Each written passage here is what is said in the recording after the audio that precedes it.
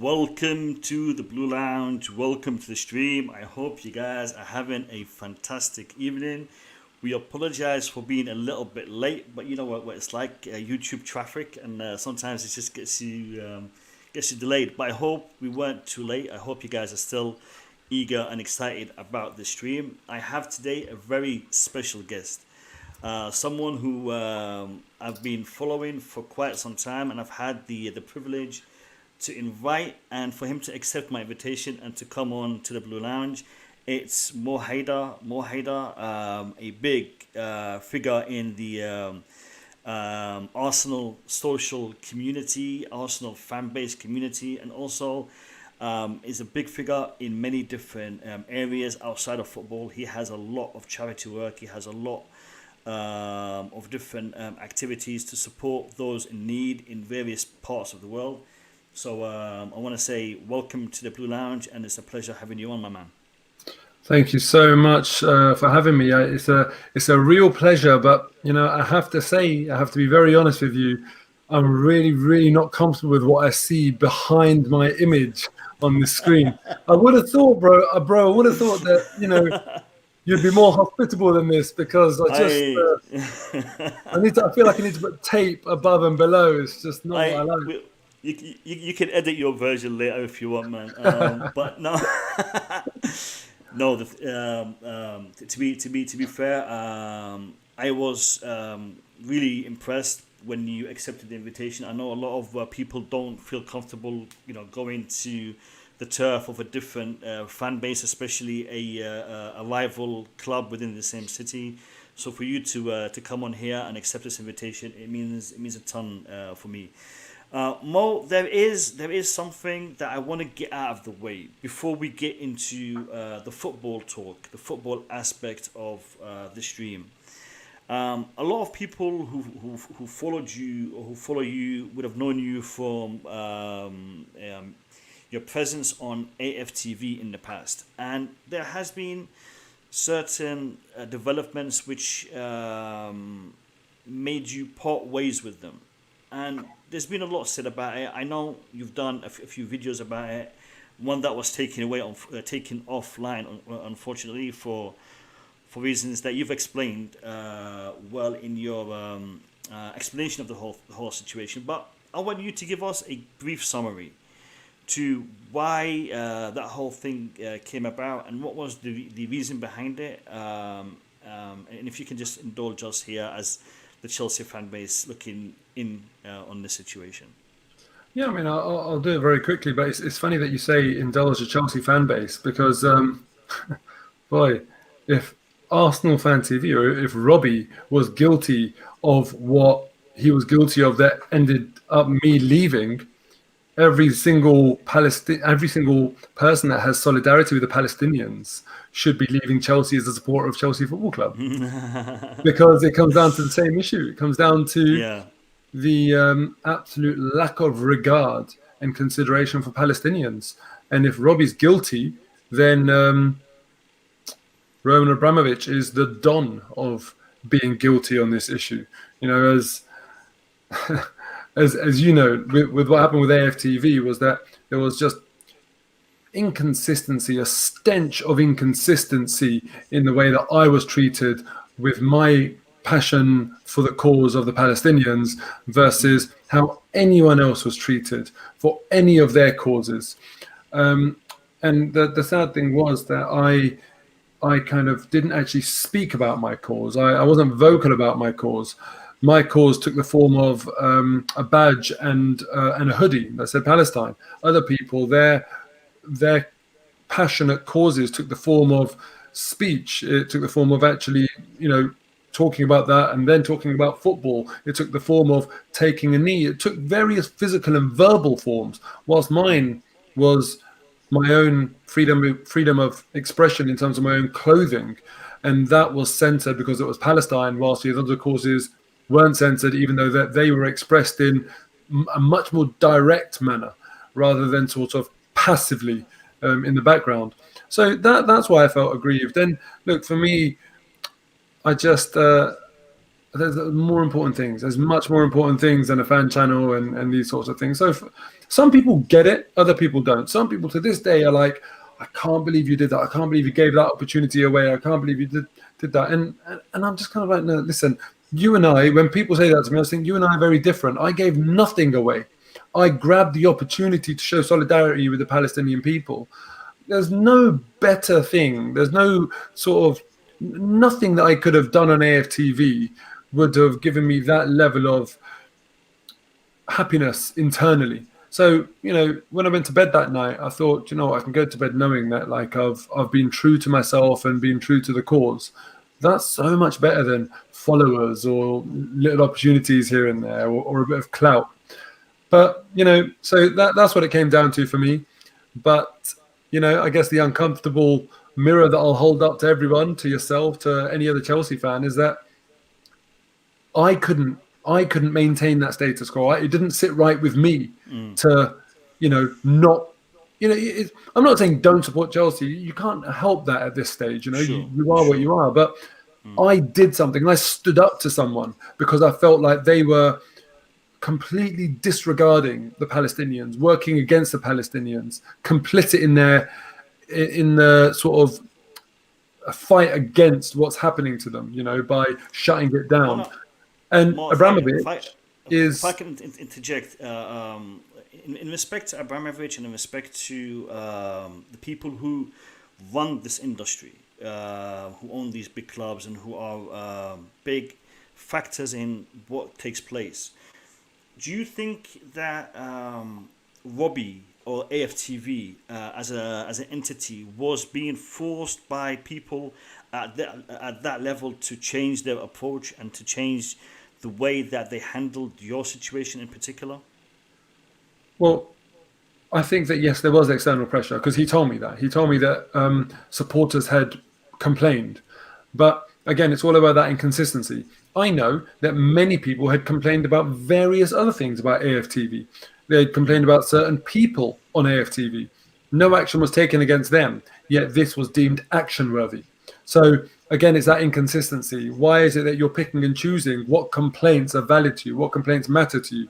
But, I don't want to let you get away with the Abramovic one, so I'll come back to that. Roman Abramovich has donated 100 million to ELAD, a settler organization. So, I'd ask all the Chelsea fans who are watching that have solidarity with Palestine, well, what have you done? How have you stood up? I'm not saying don't support them. I know you can't control that. That's in your heart. But what have you done? Have you written a letter to the club? Have you boycotted? Have you done anything? Or do you just bury your head in the sand and enjoy the trophies that his dirty money buys you? I met a Chelsea fan at a Palestinian march, and he came up to me and he was so complimentary, gave me so much praise, which I really do appreciate when people do that. It really means so much to me. And I said to him, listen, if you truly believe everything that you're saying, just do me one favor and just write a letter of complaint to the club. Just write to Chelsea, address it to Roman Abramovich, and tell him that you don't care how many trophies he wins you. You will not respect or love him until he gets on the right side of the moral issue and the right side of history with regard to the Israel-Palestine issue.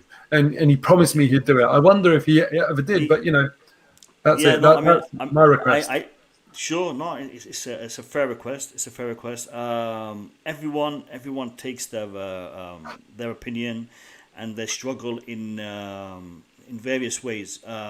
You are outspoken. You are there in people's faces, telling them how you feel, and you have that platform that enables you to do that. Others may not have that platform, and like you said, writing a letter is a simple thing, but it's a statement. Yep. And I encourage everyone to take a stance and to express their point of view. I do believe that Roman Abramovich does have flaws. But I also believe Roman Abramovich does good in the community here in regards to Chelsea Football Club and in regards to the fan base, in regards to the hospitals, the hotels, the players. So he does do good in certain areas. He also has a negative side to him in respect to his political point of view, especially when it comes to Israel, like you correctly said. But again, people will have to put their stance in the best way that they know how, and everyone is going to have their own method of doing that. Well, I feel like what you said there is true about every single person walking the planet. There's some good, there's some bad. It's just that some bad is just unacceptable. We're not talking about an ordinary level of bad. We're talking about what human rights organizations have described as apartheid. We're talking about donating to apartheid, about illegal settlements. Like, this is a crazy level of bad. I just think of a Palestinian family watching this, who have been kicked out of their house by settler organizations, and hearing you say that, oh, he's done some good with hotels. And to me, I'm sorry, now I've got to call that out. That doesn't sit right with me. There's some bad that you can't justify away, that you can't wash away. A normal level of bad is... I think you misunderstood me. I am not defending anything that woman has done when it comes to the Palestinian situation. I am not defending any of that. I would not be put in that position. But what I'm saying is, he has done and he has contributed to certain areas within the community here, and doesn't matter. It doesn't cancel itself out. I mean, I know it's not even mention worthy as far as I'm concerned. It's not even, and that's the thing. It's like the whataboutery of it. But what about the fact that he did this? It's just irrelevant. The worst people on the planet have done some good. Donald Trump, misogynistic, racist, all of that sort of stuff. There's probably a Donald Trump Foundation where he does lovely stuff. I'm sorry, people.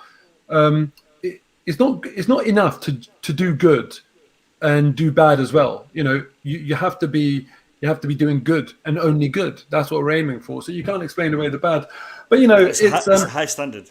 And listen, from my point of view, Stan Kroenke, for example, he has donated to Donald Trump's presidential campaign. Like, this is a guy that's racist. This is a guy that has treated Muslims like dirt. He's treated the things he said about women, about Mexicans. It's awful, absolutely awful. And that's the owner of my club. I despise him. I absolutely despise him. Come out and say that. Be brave. Stick to your guns. Do what's moral, because it's more important than football. I'm telling you that. We'll all find out one day. Sure. Well, listen. I'm proud of you, and I'm proud of the stance you're taking, and hopefully more of us will be able to follow your lead. So thank you for making that stance. Thanks, I want to talk. No, that's my pleasure. I want to talk a little bit about the Arsenal situation. Your team. God. Your team is currently going through a very, what's the word here? I mean, I'm saying poor is underestimating the situation you're in, but you do have what looks like to be light at the end of the tunnel with your next couple of fixtures. Do you think that Arsenal could save their season, and could Arteta save his job? That is the big question that I wanna get your perspective on. I mean, you've got Burnley coming up on Saturday away, then you've got Wimbledon in the Cup, and then you've got Spurs at home. So, the next few games, ideally, you should be looking to win all three for Arteta to have any future at the club. Or could you see a different outcomes that can also be accepted by the Arsenal fan base? Not by the fan base, but by the owners, yes. And this is the problem, right? Whenever you talk about what Arteta has to do to keep his job, it's from whose perspective? From my perspective, in all honesty, I've said for a long time now, if I woke up to the news that Arsenal had got rid of Mikel Arteta, I would turn around and say, I can't argue with that decision. I completely understand it. It's fair enough, and I would be supporting of that. Albeit, I'm not the type of person to just kind of bang a drum and say Arteta out or Emery out or Wenger out. I kind of find that counterproductive and quite unintelligent, to be honest with you. So I think that he could probably get away with... I mean, he can get away with being 20th without scoring a goal after 3 games. So I'm not quite sure where the line is for the current owners. He can probably get away with quite a lot. I also feel like he's got too much power in the club already, which is a failing on the part of the club hierarchy, that they've allowed him to get in a position and offered him a promotion after 8 or 9 months in the role on the basis of, one FA Cup win. So he was... Yeah, I guess so. FA Cup win, and maybe he talks the talk. I'm not sure. They obviously got a sense of real credibility from him, but it aggrieves me that that promotion is so easily obtained at a club like Arsenal. I would have thought the benchmark to get that promotion from head coach to manager would be more difficult and more fitting of the institution that is Arsenal Football Club. Yet instead it was given away kind of like quite flippantly. But I think we've seen that, obviously, that happens with Arteta off the pitch. We've also seen that on the pitch with the captain's armband, which once was a thing of weight, of significance, just like the manager job. So there's a mirror there, isn't there, in terms of how captaincy is just given to any old person at the club, not a proper leader, Arteta, not a proper manager. He's a proper head coach potentially. At that point, after 8 months, you could argue, look, he's a proper head coach. He's won the FA Cup, some really good tactical performances, but not a manager. And really, since then, you look at his performance in the role, and it's decreased. And you have to ask the question then, was that a mistake from Arsenal's point of view? Has that actually hindered Mikel Arteta rather than helped him? And do you think the results that we've seen are a key or a good or an accurate reflection of his management skills, or is it are the players just not able to perform?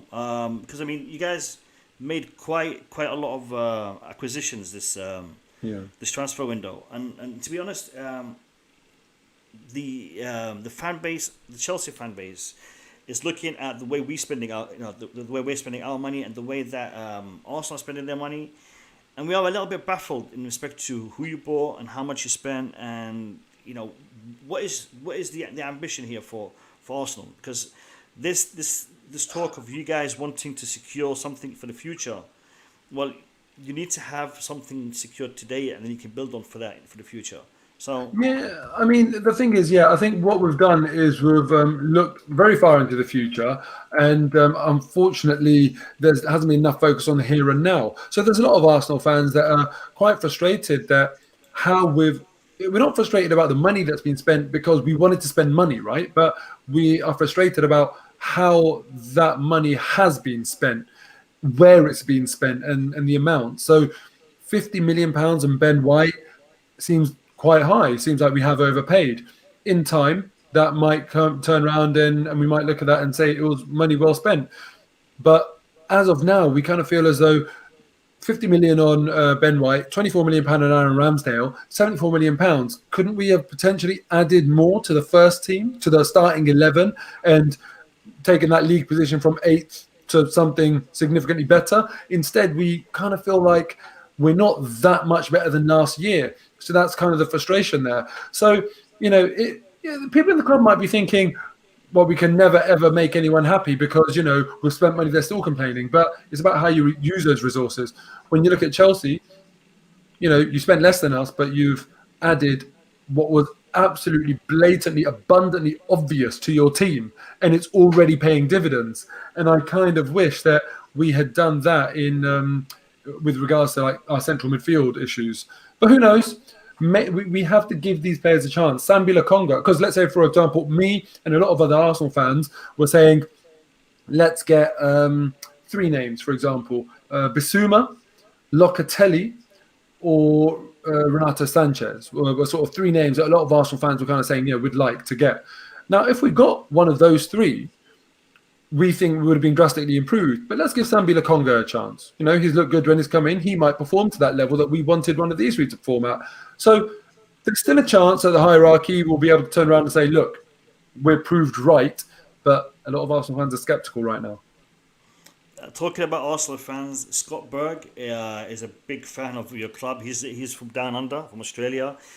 He suggests that the standards are slipping in respect to how you value your manager, and to be fair, I had Scott on my channel a few weeks back, and we talked a little bit about the history of Arsenal, and we talked about a certain Arsene Wenger who had a long time with you guys and achieved a lot of success with Arsenal, and he was sacked. and he was sacked by the fan base before he was sacked by the board. And I remember, the fan base and some of your previous colleagues, Troops, DT, Robbie, were giving him a lot of hard time, and they were asking for his head. But I'm just thinking, did you guys get rid of Arsene Wenger too early? Did Arsene Wenger do all he can, and was it the right time for him to move? I'd like to hear your point of view. Yes, it's history, but it's relevant history. Scott's comment firstly, absolutely bang on. He's nailed it, because the standards have slipped dramatically, and I love the way he's ended it. From challenging to top 4, Europa League, and now not even naming expectations. That really annoyed me. He's referring to Edu's interview there, the technical director of Arsenal, where he's come out and basically said he's not going to talk about top 4, 6, 8, even top 10. He didn't hold his reputation, his name to anything, to delivering anything, and I kind of think to myself, on what basis do you think that you have that luxury of such a comfortable life at a club like Arsenal?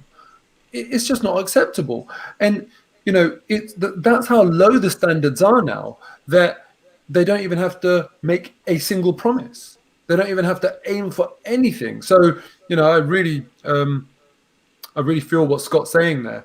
But in terms of the Arsene Wenger conversation, you said, did you perhaps get rid of Arsene Wenger too early? The answer is no.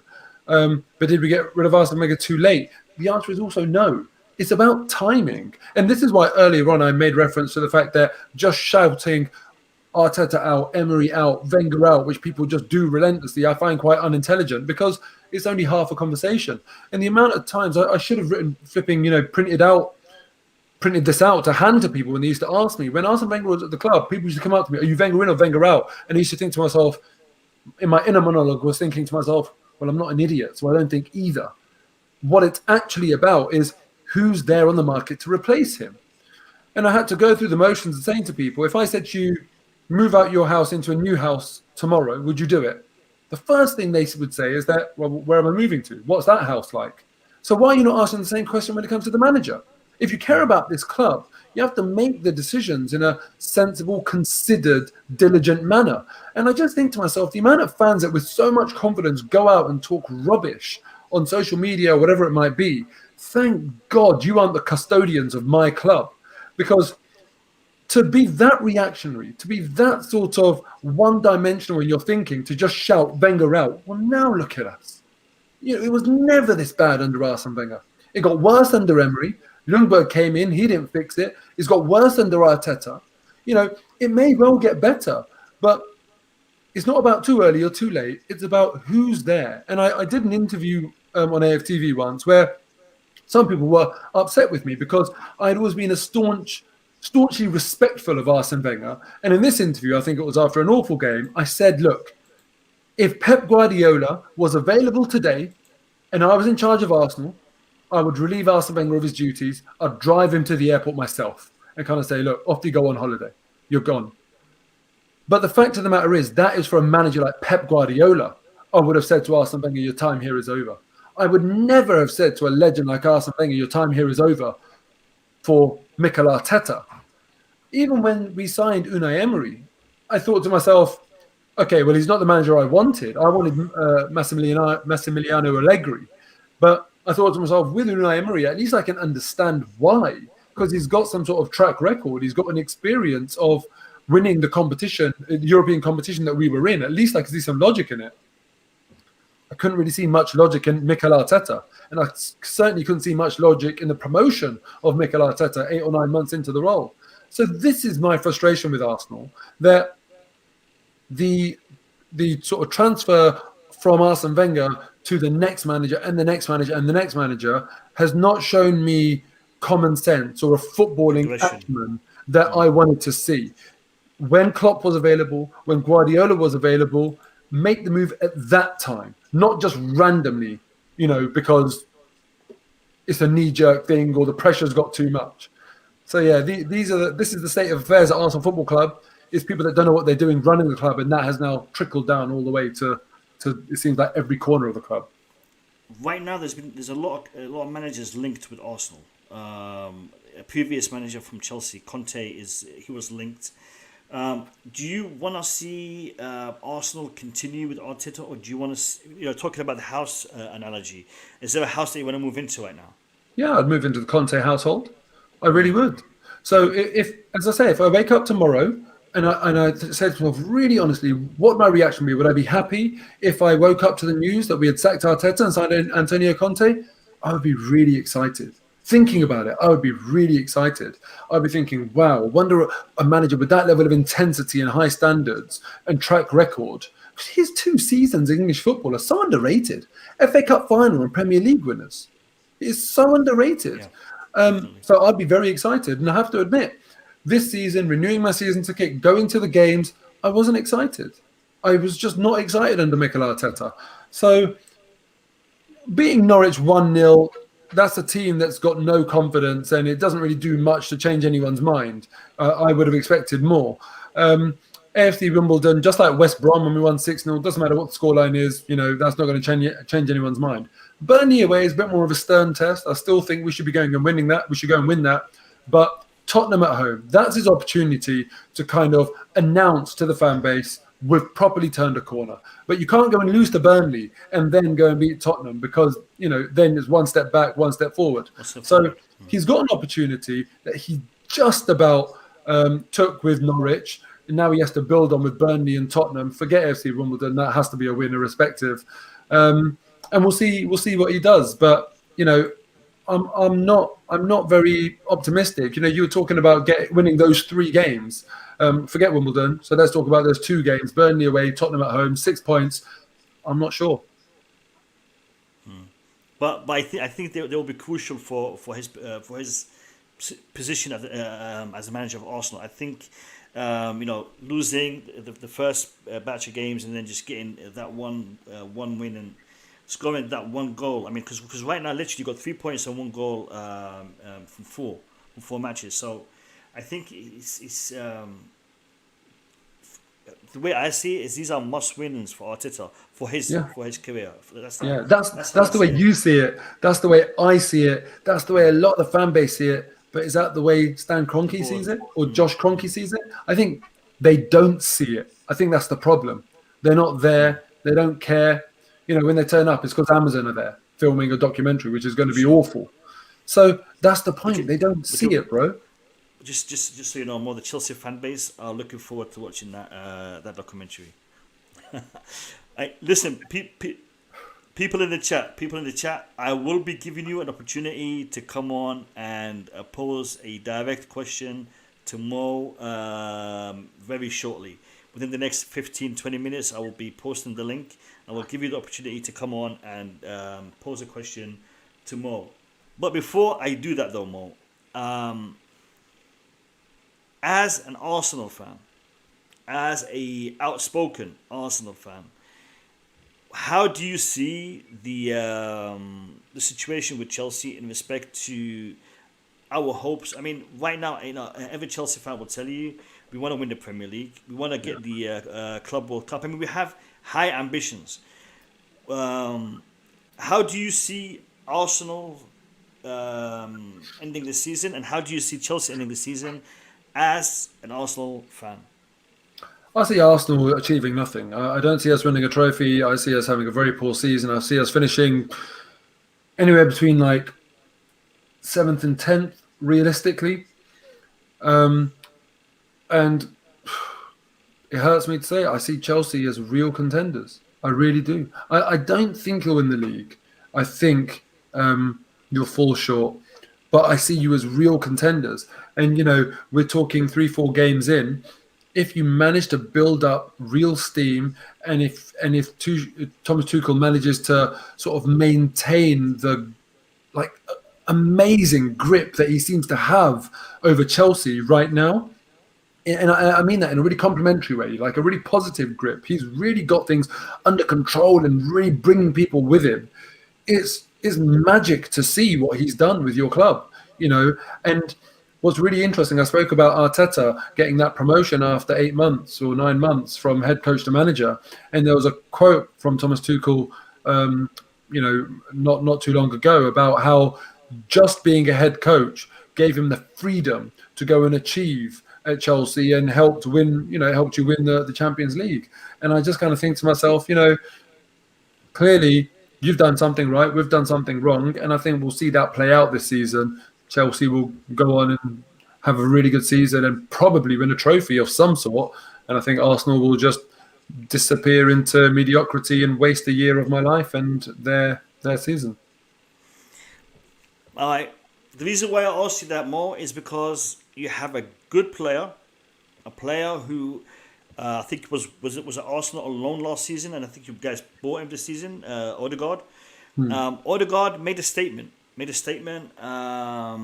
respect to his ambitions with Arsenal. Talking about winning the Premier League within a couple of seasons, maybe the Champions League. Do you think that there is a false sense of hope, or is that a realistic ambition for a young player coming to join the club to have? Because the way I see it is Arsenal do have all the tools in the box, but they don't have the person to use those tools properly.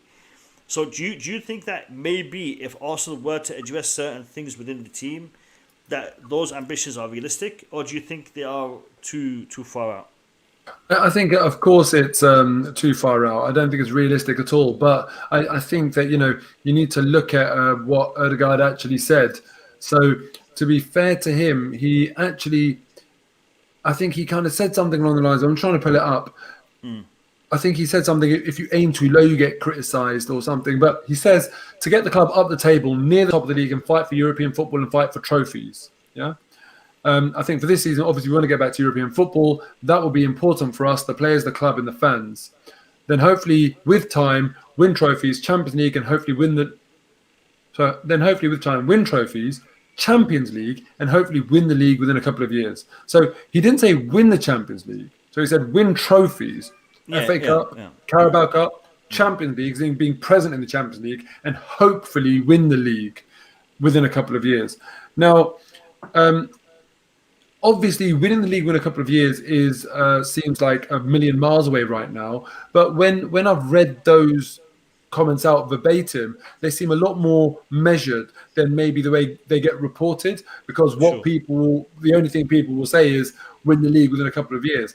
And with that, he has caveated it with hopefully. Maybe he's not used to the British media and how they twist things, but it's up to you what you report, whether you report the first thing that he said, to get the club up the table, near the top of the league, and fight for European football and fight for trophies. That's a fairly reasonable thing. And I think that was my takeaway. That was the sort of thing that I feel like is realistic. The rest of it is an ambition. Ambitions don't need to be realistic, but I think he was worried about potentially seeming unambitious. You're always in a lose-lose situation, right? When you, as a footballer in a struggling club, say anything. Fair comment.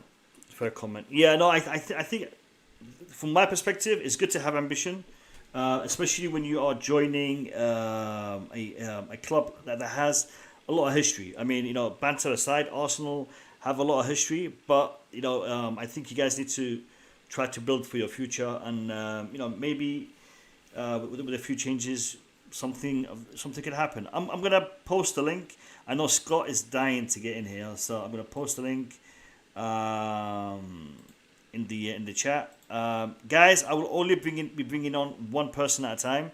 I'll give you a chance to speak for a couple of minutes. I'll give Moh a chance to respond, and then we'll just take it from there. So here's the link. It's in the chat. I'm gonna post it as the pinned comment. Just give me a second. Let me see.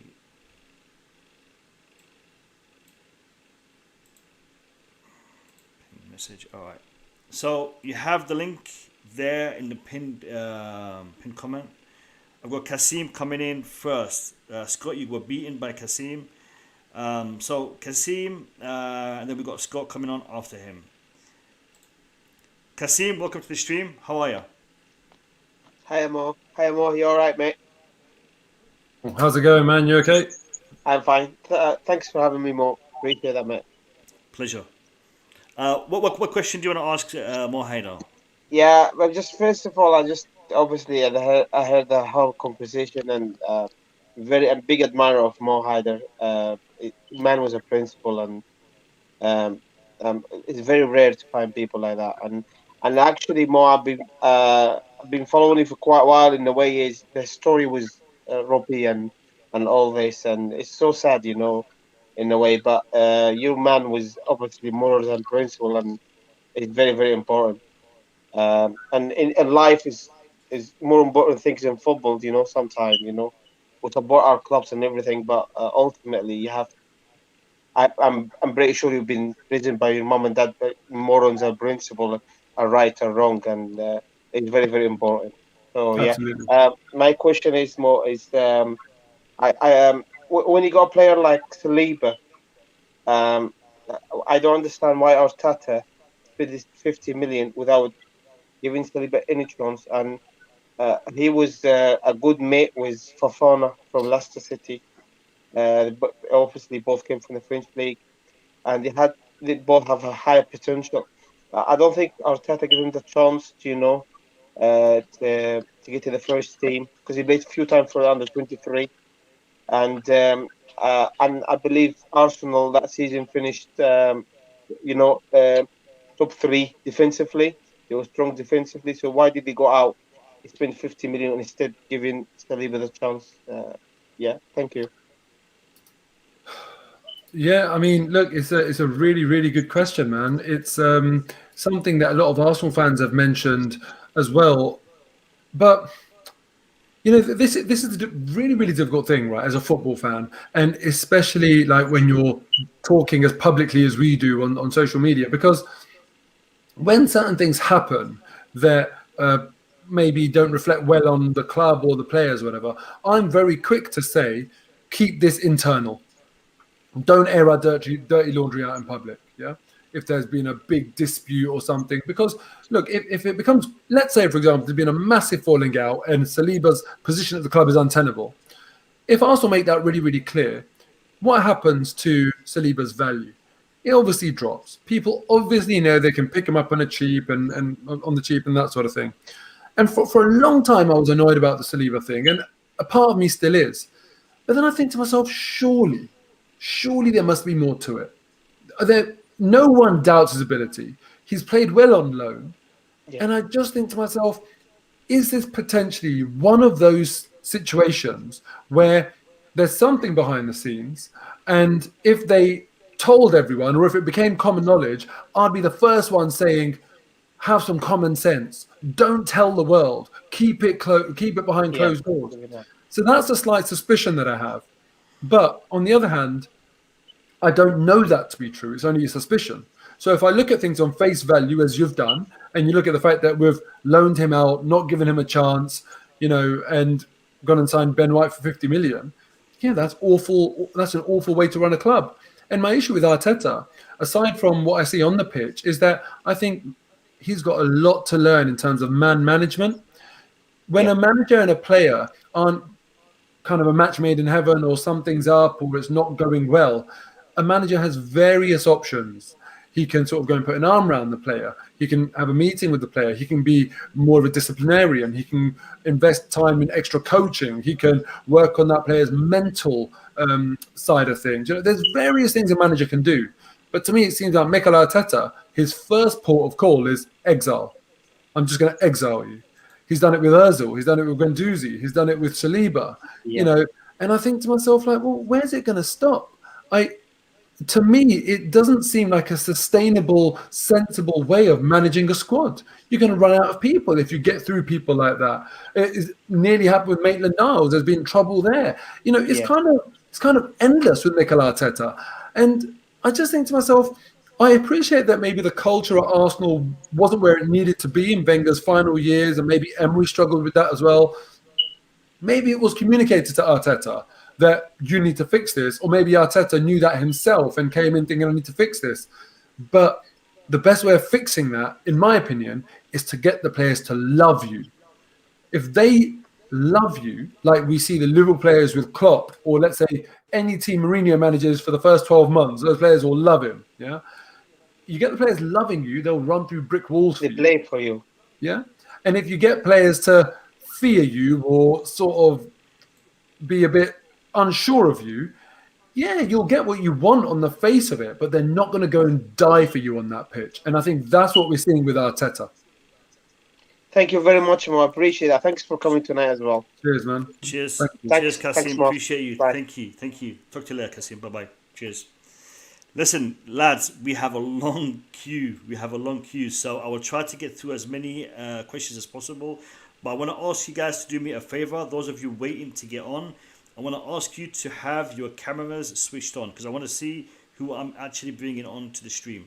So make sure you have your camera switched on. If you don't have a camera, then I apologize. I'm not going to be able to put you on. We have Scott coming on. Scott, how are you, my man? Good morning. I'm good, man. Hey, you dropped this on me at 7 o'clock in the morning. I woke up, looked at my phone, and I said, no, Mo and Mo, two of my favourites. Big ups. Look, you've hit upgrade from having me as your first Arsenal fan on here to going to Mo. I'm a massive fan of Mo's. I love the way Mo. You look at everything with balance, man.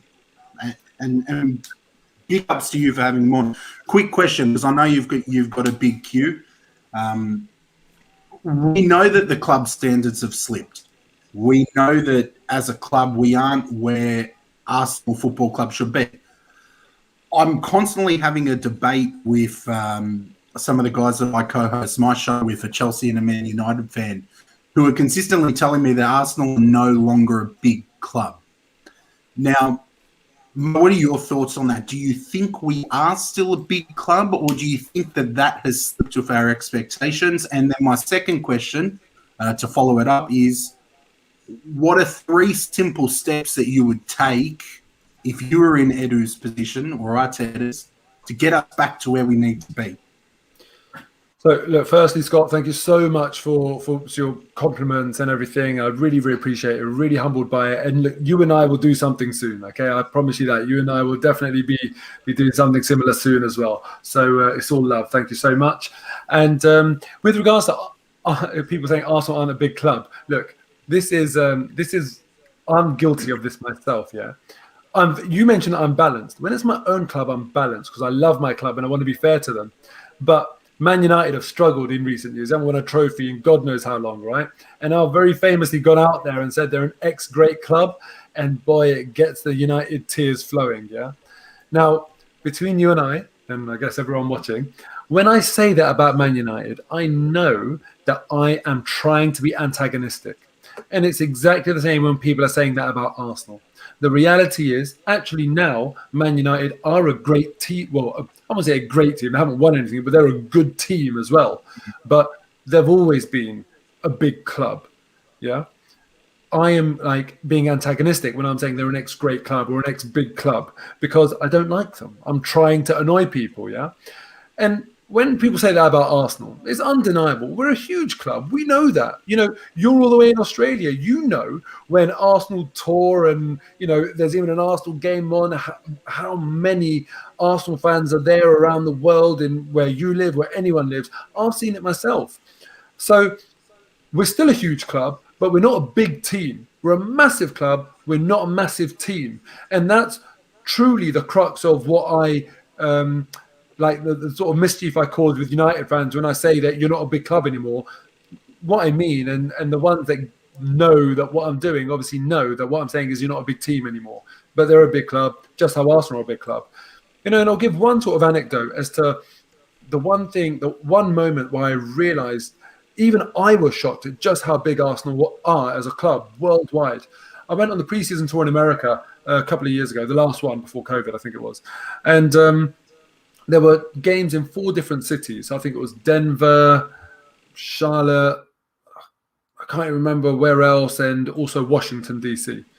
Now, against the other teams, they were like, I can't even remember the fixtures. They were smaller teams, right? But the last game in Washington, D.C. was against Real Madrid. So here Arsenal are playing a pre-season friendly against, you know, the giants of Spanish football, Real Madrid, in the capital of America. And I was with my wife, and I said to her, on the first 3 games, she'd always commented about, it's like a home game. There's many more Arsenal fans. And I was like, yeah, you know, you expect that, you expect that, you expect that. Sort of this arrogance that, yeah, Arsenal are huge, I know that. And when we went to the Washington game, I said to her, today it will be different today there'll be more of the opposition fans than there will be Arsenal fans. And she was like, oh, why is that? And I was like, it's just one of those things, you know, like every Tom, Dick and Harry will support Real Madrid or Barcelona. You know, it's just one of those things. Everyone supports those teams unless they've got a specific reason to support another team. So I'm sure we'll be outnumbered today. And we got to the ground, we're walking around, and I'm seeing a lot of Arsenal shirts and a lot of Arsenal fans, and I'm kind of like, right, okay, maybe it's split into twos. Maybe I'm seeing a lot of Arsenal fans because half the stadium is Arsenal, half the stadium is Real Madrid. We just happen to be on the Arsenal side, you know. And then we get in the ground, and it's like, what the hell's going on? Like, it's abundantly clear there's a hell of a lot more Arsenal fans. And it just struck me, honestly, on that day, that we're playing Real Madrid in neutral territory in the middle of America, but it's all Arsenal. And it just taught me that Arsenal are much bigger than what I even realized. We really, really are. And I've been to multiple tours. I've been to so many games around the world. It just staggers me at times. So anyone that thinks Arsenal aren't a big club, trust me, you're not as well traveled as I am when it comes to Arsenal Football Club.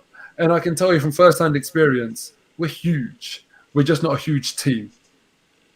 And how do we get them? Like, yeah, sorry, there's people waiting. How do we get there? What's the realistic way forward? Yeah, so the 3 simple steps for me. The first one I just speaking about in terms of Arteta's promotion. Just how in cricket, often people will say, we'll remove the captaincy from a player. I don't know if you're into cricket, if anyone's into cricket here, but you might turn around and remove the captaincy from a player to say, look, let them focus on their batting, let them focus on their bowling, what they're best at. That's the first thing I would do with Arteta. I'd say, look, before we sack you, we're going to do this. Go to your pre-manager status level of performance, because that's seemed to suit you more. Just be a coach. Yeah, that's the first thing. The second thing I would do would be to seek to clear the air with many members of the squad who we could probably utilize to our benefit that we're currently not utilizing. I feel like someone like Guendouzi, someone like Saliba, we could probably be getting some joy out of them, you know, and they would certainly be in certainly able to be in our match day squad or Premier League squad and derive some benefit out of them. So that's the second thing that I'd be doing. And the third thing I'd be doing would be basically trying to understand the club hierarchy and correcting. My suspicion is that it needs correcting. If I was to ask you, Scott, does Edu report into Arteta or does Arteta report into Edu? And with that dynamic, where does Vinay sit? Would you know? Do you think if we lined up 10 Arsenal fans, would they all give a consistent answer? No, I don't think they know. I feel like it's just done on a cuff. I don't feel like they know, so we sure as heck won't know either. It's a bit of a mess. So that's one thing I would kind of look to sort out. So there's clear lines of reporting. And so I'm going to kind of give you an extra one as well, because what I see on the pitch, I also see off the pitch. On the pitch, I don't see enough experience. Ben White is not experienced. Gabriel, not experienced. There are centre-backs. Going to the middle of the park, Partey hasn't got enough experience, certainly in the Premier League. Xhaka, whilst he may have some experience now, I don't think is at the level. So I kind of feel like there's not a strong enough spine. Ramsdale as well, sorry. Who looks like maybe will be our first choice keeper. There's not enough experience in that spine on the pitch. And then off the pitch, Josh Kroenke, where's your experience? Edu, where's your experience? Vinay, where's your experience? Arteta, where's your experience? So I'd infuse some experience into the mix at Arsenal, both in the spine off the pitch and the spine on the pitch as well. So they're the first actions that I would take to try and correct Arsenal at the moment. Perfect. Thanks for having me on, guys. I know it's you got a big queue, but I appreciate you letting me in. I had a big queue. I had a big queue. I've got one person waiting. Eric Blue will be coming on after Scott. Scott, always a pleasure having you on. And I'll be looking forward to seeing more on your channel in the future as well. Looking forward to Fingers crossed. Take care, boys. All the best. Take care, brother. See you later.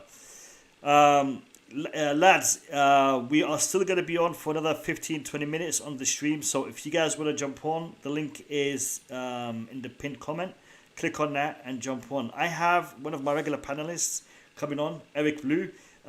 He hardly ever shows his face. He always uses an avatar. So today it's an honor to have him on.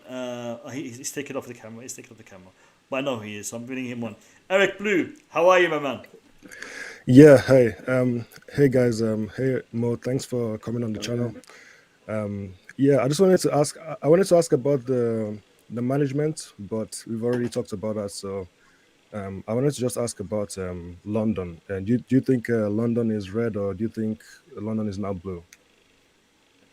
Eric, listen, first thing I'm going to say is I'm going to be nice to you, yeah? You're looking fresh, man. Why would you not want to turn the camera on? You're looking good, bro.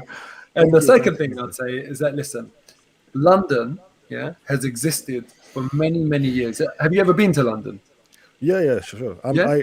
I live in England, but I don't live in London. Yeah. Oh, right. Okay, fair enough. Yeah. So with so you've been to London, you know London, yeah? The beauty of London versus, let's say, somewhere like Dubai is the history of the buildings. You know, you'll look at a building, there'll be a plaque on that building that will say, 17 whatever. Like there's a famous institution in London, Fortnum and Mason. I think it was founded in 1799 or something. These institutions in London go way, way, way back. Another famous institution in London is the Arsenal, the Bank of England club, the famous mighty Arsenal, 1886. Okay. Arsenal have been the pride of London for over 130 years. Whilst Chelsea are enjoying a spot in the sunshine at the moment, being founded for, 15 years now, if that, does not class you anywhere near as being the colours of London. So enjoy this success for another 100 years. Come back to me when we're old and grey or dead, and then we can talk about whether London is red or blue. But for now, the history of the city dictates that the history of Arsenal ranks higher, and London is very firmly red. You know what? I'll give you that. But I just wanted to ask a follow-up question. So you said Arsenal, they have the history. They are the biggest club in London historically. So what do you think about right now? Are Chelsea the biggest club in London right now? Are Chelsea the pride of London right now? No. Really? Absolutely not. Because listen, man, for me, I'm a purist. I'm a football purist. And, the way Chelsea have attained their success, I'm going to cut it you off just for a never second. sits right with me. You're a purist, but you're also a realist. From what I know of you, you're also very, what's the word here? Objective in your approach to things, and I'll just say this: who are the current champions of Europe? See, now that I can answer. Who are the only team in London to have won the European Champions League? Yeah, see, all of that I can answer. The answer to that is Chelsea, but Eric didn't ask me that. Eric asked me about pride. Yeah, there's you get pride in how you do something. Okay, so I won't take pride in being rich if I've exploited someone. I'll take pride in being rich if I've done it the right way. This is my point. There's no pride for me as a purist in achieving what Chelsea have achieved in the manner that they have achieved it. It's the same with Man City. It's the same with PSG. It's the same with, all of these money clubs. But when you look at a team like Liverpool, for example, I have to say, do you know what? I take my hat off to you. You've done it the hard way. They struggled. They really, really struggled. And their cash injection came from Coutinho, not from a billionaire. I personally think the whole billionaire model is a sort of black mark on football. For me, as a purist, what it should come down to is academies and coaching and managers and blood, tears, sweat, desire, and graft. Evolution more. I understand that. But I'm talking about pride, not pragmatism. Yeah. So Chelsea are a very pragmatic approach. If you can do it, do it. Just chuck the money in. But to me, it doesn't give me that sense of pride and sense of achievement. It's a lottery ticket. I have a quick sort of pushback on what you said. So I know you mentioned the right way. So first of all, what determines what the right way is and the wrong way? Because it sounds like, as a Chelsea fan, it sounds like a very snobbish kind of comment to make, because I'm pretty sure Arsenal spent a lot of money in the past. Liverpool have spent a lot of money. United, these clubs historically have spent a lot of money. So are you saying the money makes it less of an achievement? Does it make, what do you think? not just the money, but where that money has come from. So, for example, with Real Madrid, way back in the day, they started the Galactico era. I despised that. This is way before Chelsea. They started the Galactico era, and I just thought to myself, this, to me, I don't like it. But at least that money, even though there is that sort of state sort of influence in Real Madrid, but when it's money that you've earned, like Man United can spend a lot of money, but that's not coming from the Glazers' pocket. That's because they are a juggernaut in terms of their commercial reach and commercial abilities and how deep their pockets go because of that. So I kind of think to myself, fine, this is money that is created through your brand. But Abramovich is a sugar daddy. Now, when I see a 21-year-old girl wearing a miniskirt out there with a 70-year-old man, sorry, I'm not proud of her. But when I see a young woman who has set up her own business, worked hard, shown real commercial acumen, and earned money in an honourable way, I think to myself, wow, respect to you. I'm sorry, but Chelsea's that girl that's got a sugar daddy. So that's why, it's not about the money, it's about how you get that money. Right. Arsenal haven't experienced anything of that nature? Of kind of a false capital injection? Yeah. No. We haven't. Well, I wouldn't. I could, but I won't go down that route. But what do you think about something that Arsenal fans say as well about they've never gotten relegated? What do you think about that? Is that something to be proud of? Yeah. Do you know what? I don't know how much you know about Arsenal's history, but there was an incident, probably about 100 years ago. I think it was Henry Norris. I'm gonna have to Google that. Henry Norris, Arsenal. Yeah, it was Henry Norris. Basically, there was a time where we should have got relegated. Yeah, that's what I'm asking. Oh yeah, well there you go. Yeah, but so we should have got relegated, and he did. I don't know what he did, how he did it, but I think Tottenham actually went down instead of Arsenal because of his intervention. So yeah, the history books will show that we didn't get relegated, but yeah, we should have. Yeah. Okay. Yeah. I have nothing more to. I was gonna say some other things, but yeah. Avec Blue, thank you for coming on. Cheers, Eric. It's a pleasure to have you on. Guys, Eric was the last person in the queue. A couple of you guys came in and left. If you want to jump on, you got a couple more minutes to jump on. Mo, thank you. Do you know what? Go on. So I'm just reading it. It wasn't relegation. It was being promoted when we finished fifth. So we should have been promoted when we were promoted. It wasn't relegated. So anyway, I need to refresh my memory on that. But I know there was something dodgy there. So I'll give Eric good news on that. The fans will always banter on, different issues, different situations, and it's going to be that way for the rest of time. Especially between Chelsea and Arsenal, occupying the same city, vying and competing for the same titles.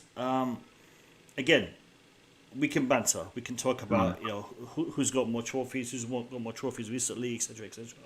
Excuse me. But that's not what we're here to do. We're here to talk about the beautiful game and the beautiful league that is the Premier League. I want to ask you one final question before we conclude this, and it's in regards to something you said when we were talking about who's going to win the Premier League. You said you think Chelsea will be competing, but you don't think they will win it this year. From the top four, who do you think is in the best position to win it? Man United. Man United should absolutely win the league this year. Even though there's question marks about the way Oli is managing the team? It doesn't matter who's managing. That team doesn't need managing. You have got world-class quality just everywhere. Man City don't have a good enough striker as it stands. And Man United have just gone and signed Ronaldo and Varane and Jadon Sancho. I mean, it's just any United fan that tells you that, or that tries to talk themselves out of having to accept responsibility as favourites is simply just a coward. If I was an Arsenal fan and we had that squad, I'm sorry, I'd be saying we need to go and win the league. You look at that squad, you need to go and win it. I don't care if the manager is not the best manager in the world. Look, he's good enough. He's survived. He's attracted these players. He's taken them to, Europa League final and decent finishes. So he might not be the best manager. Maybe that's why they won't win it, but they absolutely should. They're perfectly placed to go in and win the league. Right. So they should, but will they? No, I think they'll bottle it. They'll I think the culture of winning trophies at Man United has sort of deserted them in recent years. They bottled it against Villarreal in the Europa League final, and as a result of that, I wouldn't be surprised if with 10 games to go, Man United are right up there, and it looks like they might do it, and then I think they'll bottle it. But what I'm saying is they should absolutely win it. For me, they are absolutely there, but I think it will probably be Man City. The difficult thing is you can't even look past Liverpool because, Jurgen Klopp is a miracle worker. So, it could be Chelsea, could be Liverpool. I think it's probably going to be Man City, but it should be Man United. Moh, I'm going to ask you to give me your top 4 predictions for this season. Man City, Man U.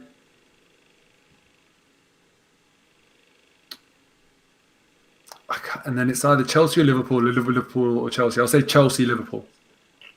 All right, fair enough. Moh, I want to give you a couple of minutes to talk about some of your charity work, because I know you have a few projects going on to raise money for orphans, to raise money for, I think you had a food basket program to provide a household with sustenance over a period. Can you just enlighten us to what it is you're doing and how people can get involved?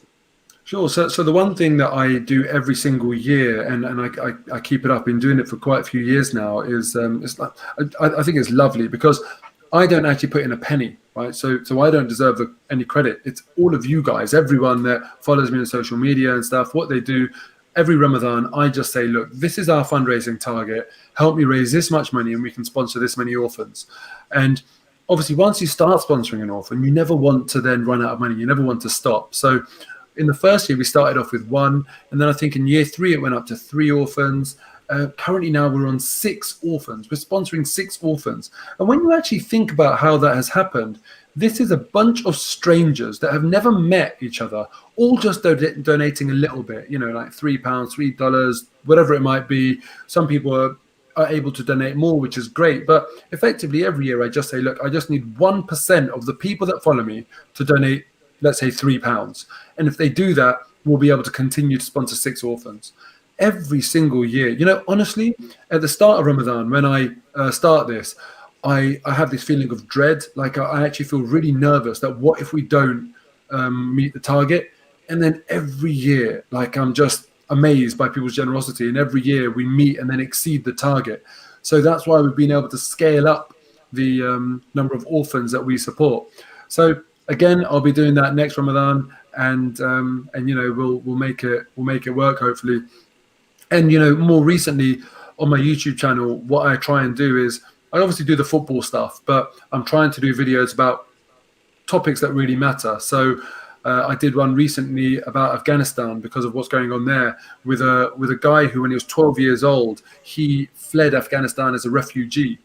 Can you imagine? As a 12-year-old, he went with his brother for a 12-month journey from Afghanistan all the way across Europe. He got arrested in multiple countries at such a young age. He was on a boat that was designed for 30 people. There were 120 people on there. He saw people die.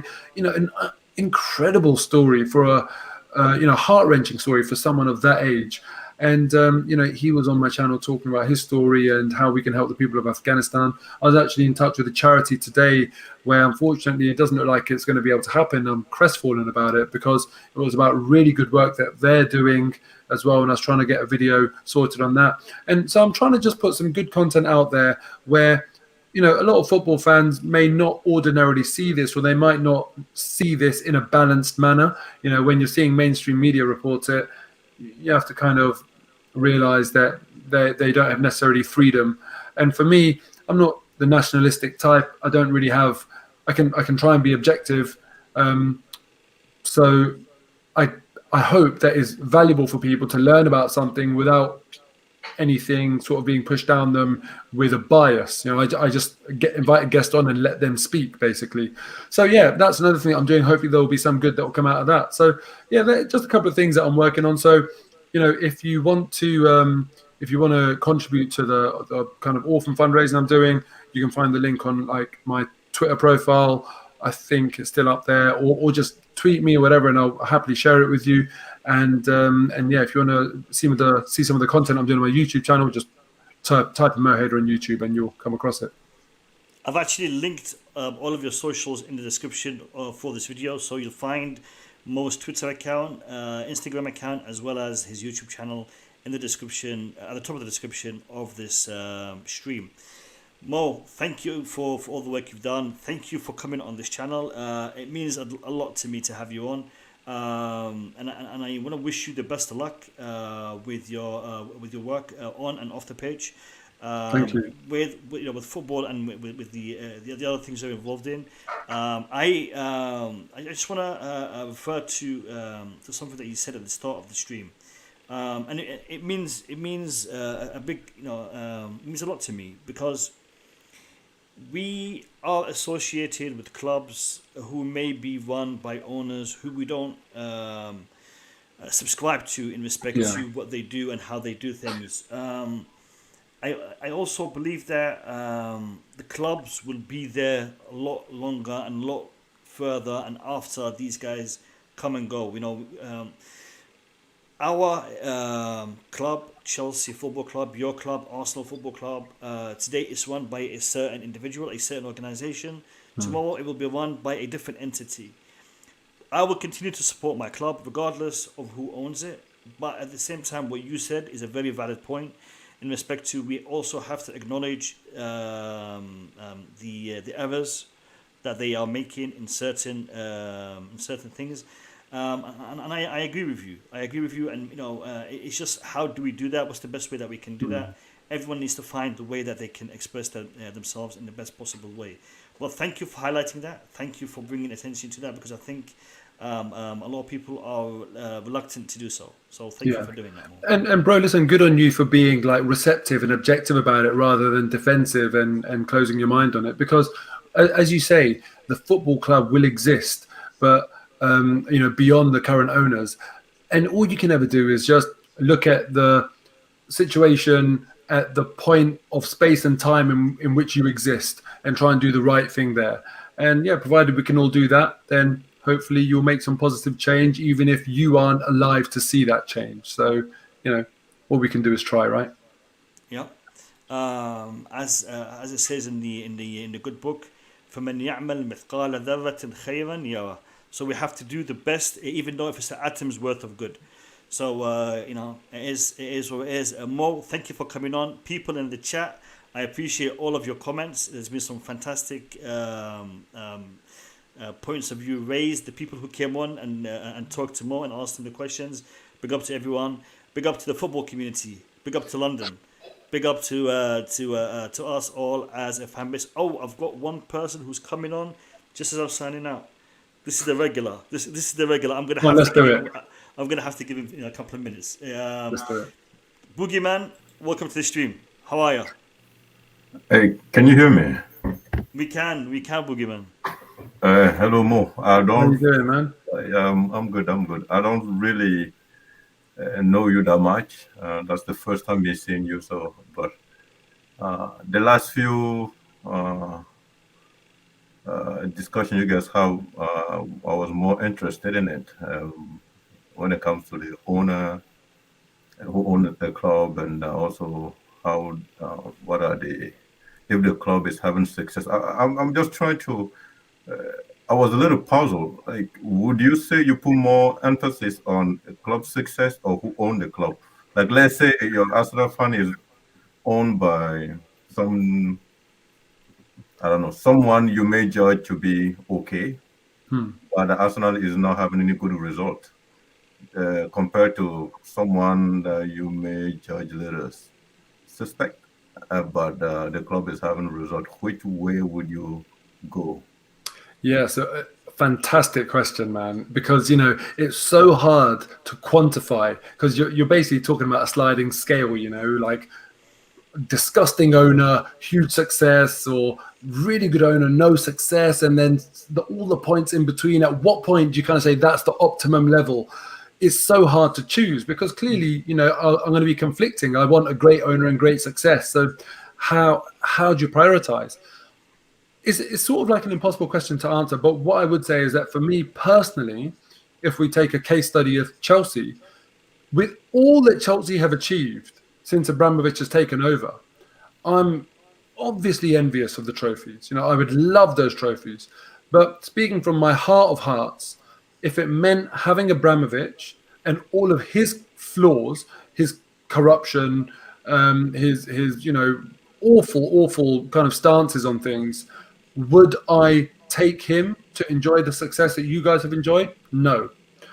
But someone like Jeff Bezos, for example, who is known for exploiting his employees, not sharing his wealth, becoming so wealthy, so rich at the exploitation of staff. Would I take him to deliver your success? I feel like he's less evil than Abramovich, so potentially yes. And it's the case of where do you draw the line? And also, it's not that I have perfect awareness of these billionaires. So I kind of feel like it's a bit of a rabbit hole. If I was to find out more and more and more about Jeff Bezos, maybe I'd get to a point with him that I'd say, actually, I'm not comfortable with you anywhere near my club. But look, I personally would say, for me, the priority is the moral thing. I can't take that much satisfaction and pride in Arsenal achieving things if it's at the expense of men, women, husbands, wives, fathers, human beings, mothers, grandparents, children. These are real people with real feelings. A football club and the trophies that they win are not life and death. But, if we take the Palestinians as an example, who have been kicked out of their homes, one Palestinian recently died having to demolish his own home because that was what was mandated for him by, the Israeli forces and the rules there. If someone said to me, you have to give up a league title to save his life, then yeah, fine, man, I'll do it. For me, humans always come first. And I think a lot of people struggle with empathy. But I think the situation would really, really crystallize and give you absolute clarity if we were ever personally in a situation that we were having to suffer apartheid or suffer illegal occupation or someone stealing our home. Then very quickly, football would not be an issue to us at all. So I have to remind myself, rein in the passion I have for Arsenal and prioritize what's important, and that's human beings and morals. So I hope that answered your question to an extent. But yeah, I see exactly where you're coming from, and I respect that. I respect that. That's good. Mo, I heard you say on one of your videos that you don't actually buy the Arsenal shirt anymore because you don't want to support an entity which you don't agree with, but you want to support the club which you are in love with. Yeah. So it's a little bit of a tough thing for you. Yeah, but the thing is that's not on sort of moral grounds because I'm not aware, other than Kroenke donating to Trump's presidential campaign, I'm not aware of anything that Kroenke's done that's sort of like morally bankrupt. But I don't put my money into buying that merchandise or spending any money in the club other than my season ticket because I feel like that's really the only language that the Kroenkes understand, and that's the only power that fans have to levy upon them. Now, there'll be some fans watching this thinking, you flipping hypocrite, they'll be shouting at their screen about me because I'm admitting that I buy my season ticket. The problem that I have is that this is my passion. And, the day I kind of don't have my season ticket, that I kind of feel like that defines me as a supporter. I'm a supporter of the club, and that's how I support. So perhaps they're right in saying, perhaps some fans that say you should be giving up your season ticket, perhaps they're right. Maybe I should be doing that. But I guess I don't have the self-control. I don't have the discipline to do that because I view it as an intrinsic part of my way of supporting the team. The day I give up my season ticket, it will be because I don't care about the club anymore. So I find it hard to care this much and then not have that season ticket. This is what connects me to the club. But yeah, maybe they're right. But that's why I don't buy the kit, even though I love the third kit, the one that Scott was wearing when he came on. I love that kit. I'm desperate for it, but I haven't bought it. You know, it's balancing. It's balancing.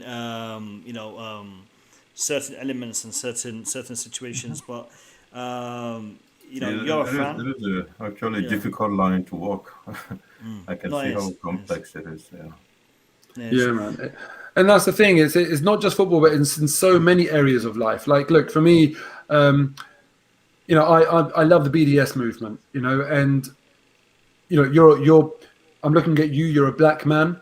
You're of certain. I am. Yeah, and you're of an age where I'm sure you would have been aware of what happened in South Africa with Mandela. So the word apartheid must be really jarring to you. When you hear that word, it must have an impact on you that it doesn't have on me, and that it doesn't have on Mo as well. So when I see what's going on in Palestine, and I see that human rights groups have spoken about the fact that there's elements of apartheid happening there, it's silly, but for me, then that becomes such a serious issue that I have to take a stance on it. So this is the way it filters into my everyday life. Ben & Jerry's, famous ice cream company, for years and years and years, they have been like claiming that they're like this really, value-driven organization. And all this time they've been they've had operations in occupied territory. And I've always thought, you absolute hypocrites. Recently, they came out and they reversed that position. They've finally done the right thing.